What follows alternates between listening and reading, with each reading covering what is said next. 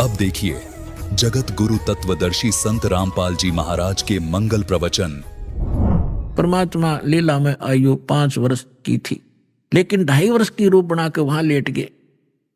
रामानंद जी ब्रह्म मुहूर्त में वक्त से जाते थे, उनके सिर में वो खड़ाऊ लगी। परमात्मा कबीर जी बालक के रूप में लेटे हुए बच्चे की तरह रोने लग गए। रामानंद जी छेती जल्दी से नीचे झुके कि किसी बालक का चोट लाएगी। साधु संत कोई भी हो, किसी मजहब धर्म का, उसमें दया जरूर होती है। दया भाव से नीचे झुका तो उनके गले में एक कंठी होती है, कंठी, जो वैष्णु साधु से दीक्षित होने का प्रतीक होता है। एक तुलसी की लकड़ी की कमड़िया होता है, मन का एक धागे में बांध रखा होता, वह निकल के परमात्मा की गल में गल गई कबीर साहब के। रामानंद जी ने दीखी नहीं अंधेरे में, और उठा के कहने लगे, बेटा सिर पर हाथ रखे, बेटा राम राम बोलो, राम राम बोलो, राम के नाम तो सुख होता है। परमात्मा चुप हो गए। रामानंद जी बोले, बेटा बैठ जा, यहाँ कहीं जाना नहीं, मैं तुझे तेरे घर भिजवा दूंगा, सुबह पता करवा के, मैं नहा लेता हूं। वह नहाने लग गए। परमात्मा वहां से अंतर्धान हुए, अपनी झोंपड़ी में आके विश्राम किया। कुछ दिन रामानंद जी जब नहा धोकर आए, देखे बालक है नहीं, सोचा चला गया होगा, अब कहां ढूंढूं। कुछ दिन के बाद परमात्मा ने क्या लीला की कि रामानंद जी का एक शिष्य विवेकानंद नाम का ब्राह्मण अपने क्षेत्र में कथा कर रहा था विष्णु पुराण की। अब परमात्मा जाकर बैठ गए वहां पर। जब उसने विष्णु पुराण की कथा सुना ली, विष्णु सर्वेश्वर है, इनके कोई माता पिता नहीं, अजरो अमर है, सारी सृष्टि के मालिक हैं ये। तब परमात्मा ने पूछा कि भगवान, मैं एक शंका है मेरे मन में। कबीर साहब 5 वर्ष के बालक ने।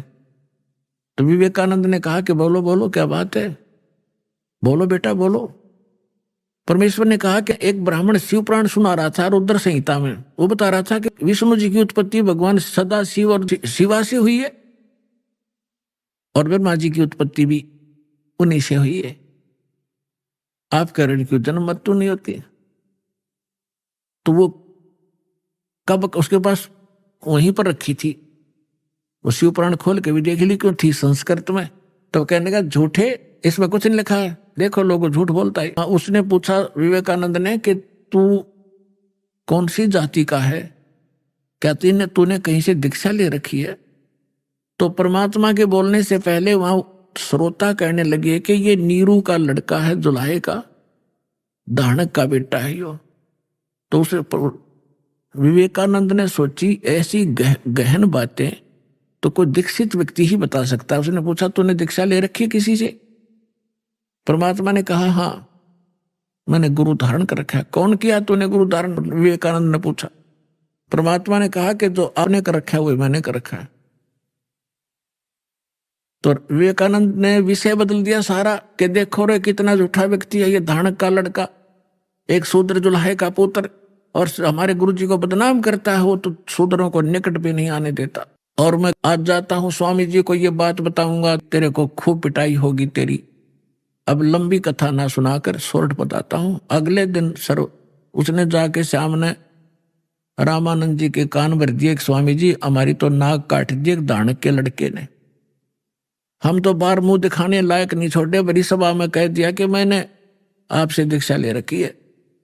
हे भगवान, कल मैं कैसे कथा करूंगा आपकी? तो सब कहते, गरीबदास जी ने लिखा है, रामानंद यह बात सुन कैसे कूदा जैसे मृग कूदा करे। झूठा है, कपटी है, उसको कल लाओ मेरे सामने, तेरे सामने जूते लगा दूंगा, और सबको बुला लेना जिनके सामने तेरी बेइज्जती की है। अगले दिन परमात्मा को पकड़ ले गए 10 बस डंडे विवेकानंद के गुंडे, और जाकर रामानंद जी के सामने, झोपड़ी के सामने सुबह सुबह ले गए। रामानंद जी ने अपनी झोपड़ी के गेट पर पर्दा लगा रखा था। झोपड़ी के अंदर से खड़ा होकर वार्ता कर रहा था, ये दिखाने के लिए कि मैं इन शूद्रों को टच भी नहीं करता, इनके दर्शन भी सुबह सुबह नहीं करता। और वो श्रोता बुला रखे थे अपने सारे चमचे, विवेकानंद ने जिनके सामने उसकी बेइज्जती हुई थी, वो सारे श्रोता बैठे। तो रामानंद जी ने पूछा कि कौन है, तेरी जात कौन है, तू किस भगवान की भक्ति करता, तेरा पंथ क्या है? तो कैसे वार्ता होती है उस आत्मा और परमात्मा की? गरीबदास जी ने चित्रार्थ की है। क्या कहते हैं? आडा पर्दा लाए करे रामानंद बूजंत, दास गरीब कुरंग छवि अदर डाक कूदंत। कुरंग माने मृग की तरह कूदा, झोपड़ी में पां पीटे। कौन जात कुल पंथ है, कौन तुम्हारा नाम, दास गरीब आधीन गति फिर बोलत है बलि जाऊं मैं। रामानंद जी कह रहे हैं तुम्हारा कौन जात है, तेरा कौन पंथ है, तेरा नाम क्या है? तो गरीबदास जी कहते हैं जैसे गुरु के सामने शिष्य को रहना चाहिए, एक अच्छे शिष्य की भूमिका करते हुए गरीबदास जी कहते हैं आधीन गति, दास गरीब आधीन गति बोलत है बलि जाऊं मैं। गरीबदास जी कहते हैं बलिहारी जाऊं इस महापुरुष परमात्मा के, कैसी लीला कर रहा था। एक अधीन होकर बोल रहे हैं और कह रहे हैं सच्ची जात हमारी जगत गुरु और परमेश्वर है पंथ, दास गरीब लिखत पढ़ो मेरा नाम निरंजन कंते। मैं अवगत गत से पहरे और चार वेद से दूरी, दास गरीब दसों दिशा में सकल सिंध भरपूर। ए स्वामी सृष्टा में सृष्टि हमारे तीर, दास गरीब अधर बसू अवगत सत्य कबीर। सुन रामानंद राम हम मैं बामन नरसिंह, दास गरीब सर्व कला मैं ही व्यापक सर्वंग। सुन स्वामी सतभाखे हूँ झूठ न हमरे रिंच, दास गरीब हम रूप बिना और सकल परपंच। मैं रोवत हूँ सृष्टि को ये सृष्टि रोवत मोहे, गरीबदास हमारे योग को समझ न सकता कोई। अब परमात्मा ने जब ये सारी कथा सुनाई कि मैं सारी सृष्टि का रचनहार हूं, सुन रामानंद राम हम और हम बावन नरसिंह, ये सब लीला हमने की थी। विष्णु जी को तो एक बड़ाई दी थी, बात में उसका रूप धारण कर लिया। हम ये चाहते थे परमात्मा क्या भक्ति बनी रहे, इनकी आस्था बनी रहे मेरे में, ताकि ये किसी के माध्यम से भी बनी रहे। पर परमात्मा ने यह भक्ति इस युग तक लानी थी और कर रहे थे सारे आप ही। अब क्या बताते हैं? परमात्मा ने कहा कि जात हमारी जगत गुरु और मेरा पंथ पूछते हो कौन सा मैं भक्ति मार्ग लेकर आया हूं। परमेश्वर है पंथ, ईश ये ब्रह्म है, ईश्वर ये परब्रह्म यानी अक्षर पुरुष है। गीता अध्याय नंबर 15 के श्लोक 16 और 17 में 3 पुरुष हैं, सरपुरुष, अक्षर पुरुष और परम अक्षर पुरुष। तो कहते हैं ईश ईश्वर परमेश्वर। जात हमारी जगत गुरु यानी सच्चा ज्ञान और सूर्य पूरे विश्व को ज्ञान देने के लिए मैं आया हूं, या मेरी जात समझ लेना। और मेरा पंथ है परमेश्वर का, उस परमेश्वर का मार्गदर्शन करने के लिए मैं आया हूं। अब रामानंद जी कहते हैं अरे बालक सुन दुर्बुद्धि तेरा घटमट तन आकार, और दास गरीब दर्द लगा जब हो बोले सर्जनहार। गरीबदास जी कहते हैं रामानंद जी को जो भगवान ने अपने आप को भगवान ने कह दिया, तो रामानंद जी को दर्द हुआ, इस बात का दुख हुआ कि दुल्हे का बालक 2 कौड़ी का जीव अपने आप को भगवान कहता है। तुम मोमुन के पालवा तेरा दुल्हे के गर्भा से, दास गरीब अज्ञान गति एता दृढ़ विश्वास। रामानंद जी झीक का कह रहा है कि तो मोमन एक मुसलमान धानक के टुकड़ों पर पलने वाले, और तू अपने आप को भगवान बता रहा है। मान बड़ाई छोड़ कर तुम बोलो बालक बहन, दास गरीब अधमुखी तुम गट एता फैन।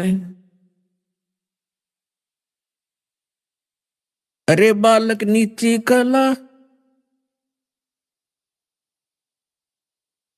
तुम हो बोले ऊंचे, दास गरीब पलक घड़ी खबर नहीं दम कूचे। अब क्या बताते हैं? तर्क तलु से बोले थे रामानंद सुर ज्ञान, दास गरीब कुजात है ये आखिर नीच निदान। पर्दे के अंदर से गालियां दे रहा रामानंद भगवान को कि तेरी जात का पता नहीं, कुजात तो पता नहीं कौन है, कहां से पड़ा मिला था, और अपने आप को भगवान कह रहा है। पुण्यात्माओं, याद रखना इस बात को। ये रामानंद कैसे भगवान को क्या कह रहा है, और फिर जब सच्चाई से परिचित होगा कि सचमुच ये भगवान है, और फिर कैसा भाव होगा। जब उसने सारा कुछ कह लिया, भगवान ने बता दिया कि आई एम गॉड, मानो चाहे मत मानो गुरु जी। रामानंद जी ने सोचा, जब इतना कॉन्फिडेंस से ये बालक छोटा सा बोल रहा है तो भाई खसना नहीं चाहिए। इन्होंने सुना है भगवान पता नहीं किस रूप में आ जाए। थोड़ा विद्वान भी थे, भगवान के चाहने वाले भी थे। तो वही वार्ता स्टॉप करके कहने लगा, बालक थोड़ी देर बैठ जा, मैं अपनी पूजा कर लूं। पर्दा लगा हुआ है गेट पर, झोपड़ी में पूजा क्या कर रहा है रामानंद जी? एक मानसिक पूजा किया करता था। जो अन्य कर्मकांड करते हैं वो तो भगवान की मूर्ति, विष्णु जी की, ठाकुर की मूर्ति को नवाते हैं गंगा जल से, पुराने कपड़े उनके उतार कर धोते हैं, सुखाते हैं, नए कपड़े पहनाते हैं, तिलक लगाते हैं, मुकुट रखते हैं, और गले में एक मनिये की कंठी डालते हैं, तुलसी की लकड़ी के बनिये की। अब उस दिन रामानंद जी कल्पना से कर रहा था वो तो, लेकिन सामने भगवान ने ऐसी दृढ़ बातें कह दी, वो विचलित भी था। तो उस दिन उसका गलती लगी कि मानसिक पूजा करा करता, जैसे स्वप्ना देखा करें हम, ऐसी मानसिक पूजा होती है। जैसे भगवान की मूर्ति नवाई, अभ्यास था डेली का, नवाई, कपड़े बदले, और फिर उसका मुकुट धर दिया, तिलक लगा दिया। लेकिन उस दिन वो कंठी डालनी भूल गया, गले में माला। अब माला ना डाला, पूजा खंडित, और मुकुट उतारा नहीं जाता। उस दिन एक नियम है ना, मुकुट रख दिया भगवान पे, फिर उस दिन नहीं उतरेगा, अगले दिन ही उतारा जाएगा, जब उसकी फिर पुनः नवा धोवाई करेंगे। मुकुट उतारा, पूजा खंडित, और जब माला ना डाली तो अधूरी। तो अपने आप को कोस रहा था मन मन में, आकाश मेरे से कौन सी भूल पड़ी भगवान, आज जीवन में पहली बार गलती हुई, भूल लगी मुझ नीच के, बहुत मुझसे कोई भारी भूल बनी है, मुझसे कोई अपराध बना है जिससे मुझे आज इतनी भूल लगी। बाहर खड़े वो 5 वर्ष के बालक, वह कहते, स्वामी जी चिंता ना करो, इस माला की गांठ खोल लो, गुंडी खोलो, और फिर गले में डाल के फिर गांठ लगा दो, मुकुट उतारना नहीं पड़ेगा। ओए होए, अब रामानंद जी ना कोई सामने मूर्ति,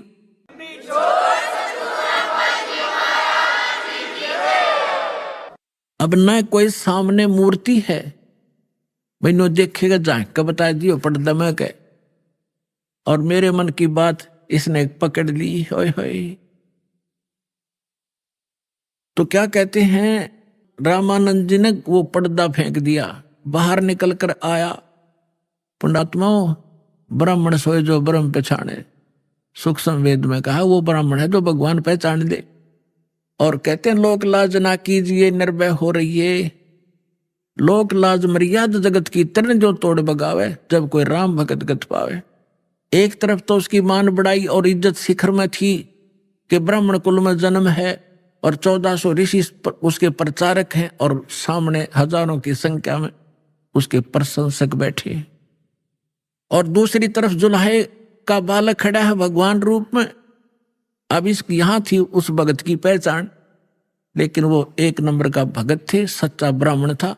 उसने संसार को ठोकर मार दी, और उस 5 साल के जुल्हे के बालक को सीने से लगा लिया भगवान समझकर। जब उन्होंने परमात्मा को सीने से लगाया तो उनका शरीर ऐसा था जैसे रुई होती है, तेज पुंज का शरीर, ऐसनाविरम शुक्रम कायम। यजुर्वेद अध्याय नंबर 40 के मंत्र नंबर 8 में परमात्मा कबीर जी की यह महिमा स्पष्ट लिखी है कि उसका शरीर है कबीर जी का, लेकिन वो उसमें नाड़ी तंत्र हार्ड चाम वाला नहीं है, तेज पुंज का नूरी शरीर है। अब वो सामने देख रहे थे, कहते हैं बोलत रामानंद जी हम घर बड़ा सुकाले, गरीबदास पूजा करें मुकुट ही जदमाले। परमात्मा कहने लगे सेवा करो संभाले करे, सुन स्वामी सुर ज्ञाने, गरीबदास सिर मुकुट में माला अटकी आ जाने। स्वामी गुंडी खोल कर फिर माला गल डारे, गरीबदास इस भजन को समझ सके कर तारे। रामानंद जी मान गया कि मेरी इस क्रिया को भगवान बिना कोई जान नहीं सकता, ये सामने सचमुच परमात्मा खड़ा है। डोडी पर्दा दूर कर लीना कंठ लगाए, गरीबदास गुजरी बहुत जब बदने बदन में लाया। कि उस समय सामने भगवान खड़े, एक तरफ सारा समाज जिसमें महिमा का उसका झंडा बंधा हुआ था, तो कहते हैं उसका गिल्ला मन मोथल पुथल तब तेरी हुई, लेकिन सीने से लगा लिया। क्या कहते हैं? मन की पूजा तुम लखी मुकुटमाल परवेश, गरीबदास गत को लखे तेरा कौन वरण कौन भेख। ओए होए। रामानंद 104 साल के ब्राह्मण आंखों में आंसू घेर कर कह डालते हुए कह रहे हैं कि मेरे मन की पूजा तुम लखी, तुमने जान ली। मेरी मुकुट में माला फंस गई, तो डालना चाहा था मुकुट में, कहा उलझ गई थी। तब मालिक ने कहा था इसको खोल के गुंडी फिर गल में डाल।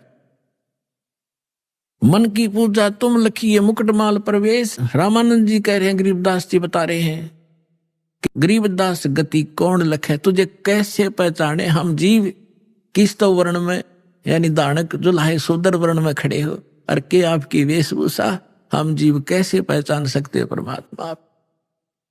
मन की पूजा तुम लखी मुकुटमाल प्रवेश, गरीबदास गति कौन लखे तेरा कौन वर्ण क्या भेख। फिर कहते हैं ये जो दीक्षा तुम दी मान ली मन मोरे, गरीबदास तुम कोमल पुरुष और हमरा बदन कठोरे। अब बुद्ध विद्वान पुरुष थे, समझ गए कि मेरा अहम तोड़ा है, अहंकार टूटे बिना भगवान मिला नहीं। तो कहते हैं ये तो दीक्षा तो मोर दे मान ली मन मोर, आपने जो मुझे शिक्षा दी मेरी अकल ठिकाने आएगी कि मैं घना ऊपर उठ रहा था, अपने आप को पता नहीं क्या समझ रहा था, और दाता आज तक आपके सामने मैं फेल हो गया। फिर उन्हें काफी चर्चा होती है आपस में, लेकिन परमात्मा ने उनको सब तरफ से फेल कर दिया। परमेश्वर ने जब सारा कुछ हो लिया, रामानंद जी कहने लगे मैं बाप से दो बात ज्ञान की चर्चा और करना चाहता हूं, बैठो करो। तो परमेश्वर ने प्रश्न किया कि आप किसकी भक्ति करते हो स्वामी जी? कि मैं विष्णु का उपासक हूं, वैष्णु संत हूं, शंकर जी की उपासना भी साथ साथ करता हूं। परमात्मा ने कहा कि आप इसकी उपासना से कहां जाओगे? कि स्वर्ग में जाऊंगा बच्चा, वहां देवताओं जैसा मुझे शरीर मिलेगा, और वहां बहुत सारे भगवान के दर्शन किया करूंगा, सारी सुख सुविधाएं। परमात्मा बोले वहां कितने दिन रहोगे, वहां कितना समय व्यतीत करोगे? विद्वान पुरुष थे मालूम था, और सब उसी समय कह दिया कि जब तक मेरे पुण्य रहेंगे मैं विष्णु लोक के स्वर्ग में रहूंगा। फिर कहाँ जाओगे? पता नहीं बच्चा, ले मैं बताऊंगा कहाँ जाओगे। फिर आप गधे बनोगे।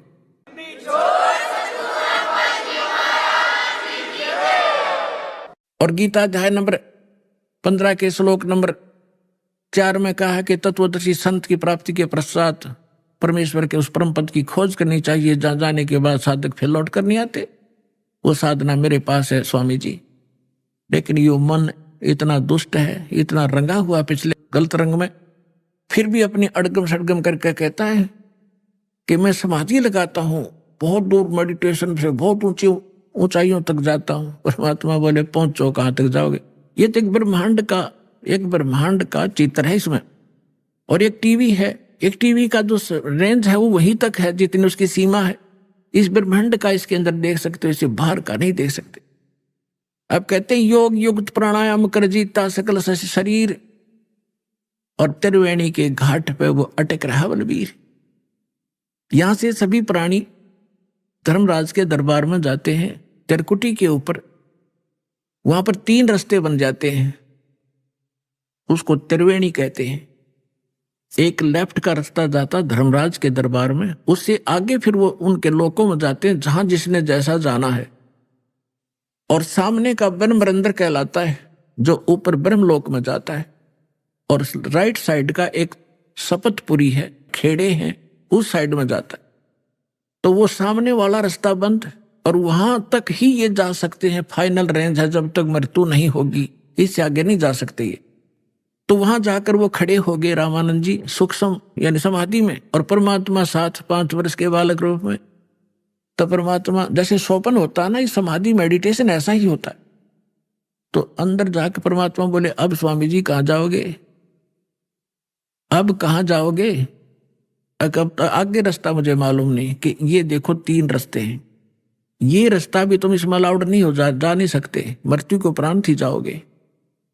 इधर जाओगे आपका धर्मराज के पास जाओगे, वहां आपका अकाउंट होगा, जिस लोक में जाना है, नरक में जाना है या कुत्ता गधा की योनि प्राप्त करनी है, वहां से अपना लेकर पर्ची और फिर आगे जाओगे। और आपने विष्णु जी की उपासना की, हाँ विष्णु लोक में जाओगे।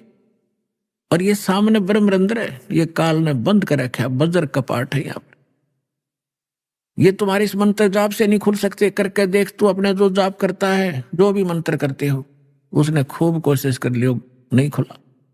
तो परमात्मा बोले मेरे पास वो सत्य नाम है, उससे खुलेगा, मैं करता हूं उससे मन। परमात्मा ने लीला की, वो तो वैसे ही खोल देने थे, लेकिन सतनाम दृढ़ करना था कि इससे खुलती है। चाबी तो वही है मालिक के पास भी, वो लगाकर खोल देते। तो परमात्मा ने सतनाम का सुमन करके दिखा, श्वास उश्वास से, जिसमें एक वो मंत्र है और दूसरा तत्व जो आपको सतनाम प्राप्त भगत को मालूम है। जो ही वो मंत्र जाप किया, पट्ट दे ही दरवाजा खुल गया। परमात्मा बोले आ जाओ मेरे साथ। आगे जाके दिखा, तपतशिला दिखाई, काल जहां बैठता है अलग से वो स्थान दिखाया, ब्रह्मलोक दिखाया, फिर 11वां द्वार पार करके अक्षर पुरुष के लोक में प्रवेश किया, फिर 12वां द्वार पार करके सतलोक में प्रवेश किया। जब नीचे से परमात्मा गए थे 5 वर्ष के बालक के रूप में, वहां सिंहासन पर विराजमान भगवान को देखा, जिसके एक रोमकूप में करोड़ सूर्य करोड़ चंद्रमा मिला दे, इतना प्रकाश झलक रहा था। राजा के समान सिंहासन पर विराजमान थे, सिर पे मुकुट, ऊपर छत्र था, वहां पर चौर रखा था। 5 वर्ष के बालक ने चौर किया था उस भगवान पर। रामानुज जी ने सोचा भगवान तो ये है परमअक्षर ब्रह्म जो सिंहासन पर बैठे, ये कबीर जी तो यहाँ का कोई गण नौकर होगा। इतने वो तेजो में शरीर खड़ा हुआ, 5 वर्ष के बालक उस सिंहासन पर बैठ गए उछल के, और वो तेजो में जो भगवान नजर आवा था शरीर वाला, वो चमक कर 5 वर्ष के बालक पर। रामानंद जी कभी उसकी तरफ देखे, कभी बालक की तरफ देख रहे थे। इतने वो तेजो में शरीर उस बालक में समा गया। और तब कहा था, ए स्वामी सृष्टा में सृष्टि हमारे तीर, दास गरीब अधर्म सु अवगत सत कबीर।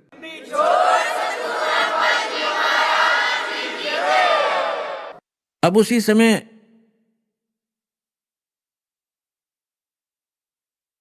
परमात्मा ने कहा कि अब चलो वापस, बस इतना ही काम था। अब जो समाधि खुली, सामने फिर बैठे भगवान उसी रूप में। तब क्या बताते हैं गरीबदास साहिब जी ने बताया कि तहा वहां चिकृत भया देख फजल दरबारे, गरीबदास सिजदा किया हम पाए दीदारे। तुम स्वामी में बाल बुद्धि भरम कर्म कियो नासे, गरीबदास निज ब्रह्म तुम मेरा हो गया दृढ़ विश्वासे। सुन बे सुन से तुम परे उर से हमरे तीरे, दास गरीब सरबंग में तू अवगत पुरुष कबीर। कोट कोट सजदा किए और कोट कोट प्रणाम, गरीबदास अनहद अदर हम पर शो तुम धाम। बोलत रामानंद जी सुनो कबीर करतार, गरीबदास सब रूप के तुम ही सर्जनहारे। तुम साहेब तुम संत हो, तुम सतगुर तुम हंस, गरीबदास तेरे रूप बिना और न दूजा अंश। मैं भक्ता मुक्ता भया और कर्म भरम कियो नासे, गरीबदास अवगत मिले या मिटगी मन की बांसे। दोहू ठोर है एक तू भया एक से दो, गरीबदास हम कारण तुम आए हो मगजो। होय होय 104 वर्ष का वृद्ध 5 वर्ष की उम्र के धानक के लड़के के चरणों में गिर गया बालक की तरह कि तुम स्वामी में बाल बुद्धि, आप मेरे मालिक। और मेरा ज्ञान तो आज वेद व्याधि से मैंने पता था, आपके सामने ज्ञान हुआ। तुम स्वामी में बाल बुद्धि, मेरी तो बालक जैसा ज्ञान था आपके ज्ञान के सामने, और मेरा कर्म भरम भय नाश। और गरीबदास जी कह रहे हैं कि रामानंद जी ये बोले, गरीबदास निज ब्रह्म तुम वास्तव में सही भगवान आप हो, मुझे हो गया दृढ़ विश्वास, तो who is God? Kabir is God. बोलो सतगुरुदेव।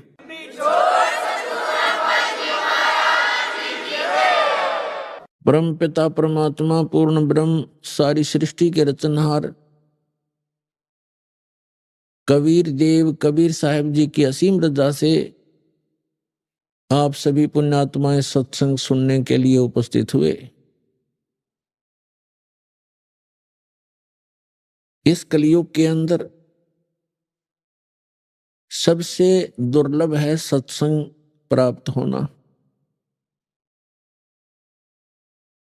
आप जी के ऊपर परमात्मा ने यह विशेष रजा बख्शी है। आप कितनी पुण्यात्माएं हैं कि आपको सत्संग उपलब्ध हुआ। सत्संग का अर्थ होता है सत्य, तत्व ज्ञान, सत्य ज्ञान, आध्यात्मिक ज्ञान का जहां प्रचार होता हो उसको सत्संग कहते हैं। अध्यात्म मार्ग के अंदर हमने अपने आध्यात्मिक ग्रंथों को ही आधार मानकर आगे कदम बढ़ाना होगा, क्योंकि आज तक जो भी धर्म या उस धर्म के अंतर्गत फॉलोअर, उनके अनुयायी जितने भी हैं, वे प्रारंभ से ही अपने धर्म ग्रंथों को सर्वोच्च मानते हैं, उत्तम मानते हैं, शिरोधार्य मानते हैं। तो आज भी हमने उनको शिरोधार्य ही मानना होगा। और जो भी धर्मगुरु अपने धर्म ग्रंथों के विपरीत ज्ञान दे रहा है उसको हमने अब छोड़ना होगा, तभी हम भक्ति मार्ग में सफल होंगे। इसके लिए पवित्र श्रीमद् भगवत गीता अध्याय नंबर 16 का श्लोक नंबर 23 और 24 पर्याप्त है हमें समझने के लिए। उसमें विवरण है कि शास्त्र विधि को त्याग कर जो मनमाना आचरण करते हैं उनको न तो सुख की प्राप्ति हो सकती, न उनको कोई सिद्धि प्राप्त होती, और न ही उनकी परम गति होती है। तो पुण्यात्माओं, आध्यात्मिक क्रियाएं जो हम करते हैं इन तीन वस्तुओं की प्राप्ति के लिए ही करते हैं कि अपने जीवन में हम सुखी रहें, हमारी कार्य सिद्ध हो और फिर परम गति हो। और ये तीनों ही पदार्थ शास्त्र विरुद्ध साधना करने से वंचित रह जाते हैं। इसलिए 24वें श्लोक में श्रीमद् भगवत गीता अध्याय नंबर 16 के कहा है, इससे तेरे लिए अर्जुन कर्तव्य और अकर्तव्य की व्यवस्था में, यानी कौन से धार्मिक अनुष्ठान क्रियाएं मंत्र जाप करने चाहिए और कौन से ना करने चाहिए, उसके लिए अपने सदग्रंथों को ही आधार मानना। तो पुण्यात्माओं, आत्मा परमात्मा की खोज में वर्षों युगों से लगी हुई है, हजारों करोड़ों युगों से लगी है। और हम अपने सदग्रंथों में ये भी पढ़ते आए हैं कि जो सत साधना करते हैं, मर्यादा में रहकर सत भक्ति करते हैं, वे ऐसे स्थान पर चले जाते हैं जहां से लौटकर फिर प्राणी कभी संसार में नहीं आता। प्रमाण के लिए श्रीमद् भगवत गीता अध्याय नंबर 15 के श्लोक नंबर 1 से लेके 4 में प्रमाण किया है कि तत्वदर्शी संत की प्राप्ति के उपरांत,